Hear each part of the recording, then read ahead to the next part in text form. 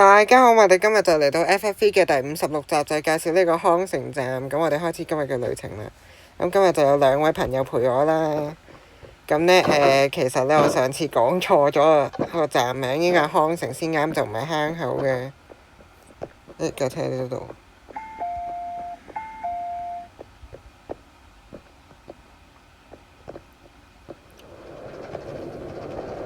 請勿靠近車門。Please stand back from the train doors。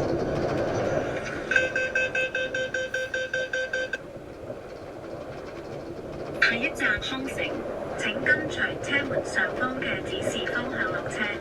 Next station, Lohas Park. Please exit in the direction shown above the train door. 康城，呢個係將軍澳線嘅尾站，多謝直達港鐵。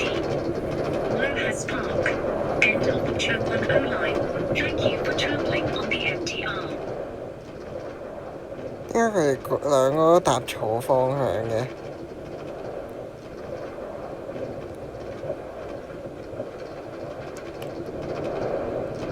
會唔會係因為我上次講錯咗呢？所以佢哋跟錯咗？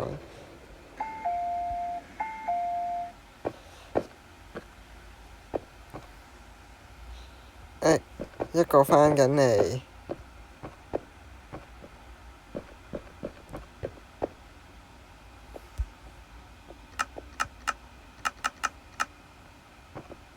好啦，咁我哋就嚟到呢個康城站啦。咁康城站就兩邊都係呢一個嘅往北角方向啦，但係呢，其實非繁忙時間只係去到調景嶺嘅啫。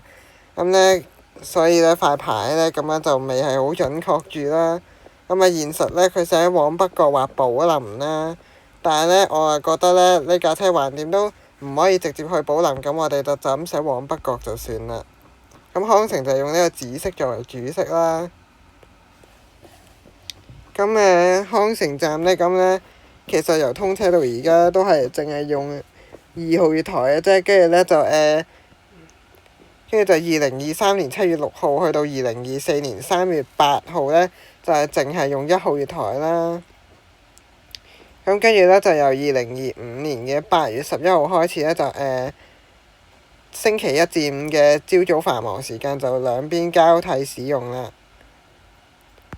咁啊，終於可以俾1號月台做下嘢啦。咁啊，個幕門嗰個轆呢，就唔使話呢長期唔喐就喐唔到咁樣啦。咁呢，康城咁非繁忙時間嗰啲呢，就只係去到調景嶺啦，所以呢，就要轉車就有啲唔方便。繁忙時間係可以直去北角嘅。係啦，咁我哋上去啦。咁啊，可以見到呢，康城嗰啲電梯呢係黐住咗嘅。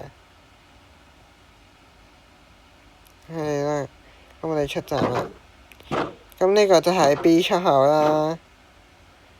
我唔記得咗邊個係日出康城啦。咁跟住呢個就 C 出口。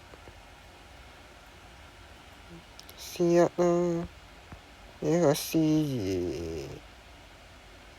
係 C2呢度。A 出口有冇呢？好似係冇 A 出口嘅。咁跟住呢度就有間商店啦，就係奇華餅家，餅乾10蚊，係啦。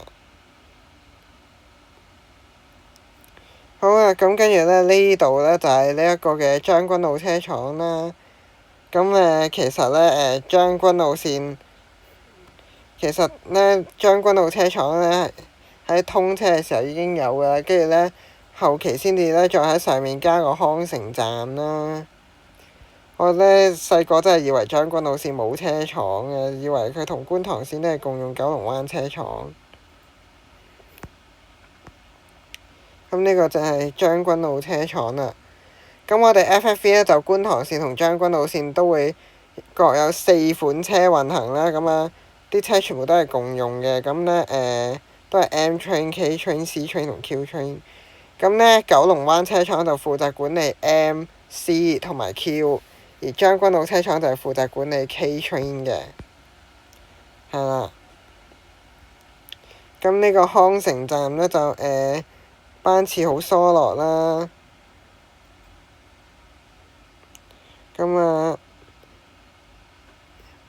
佢多數都係用2號月台啦，有啲嘥錢。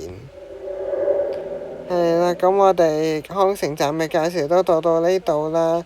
咁我哋應該係下星期坑口站再見，真係介紹坑口啦。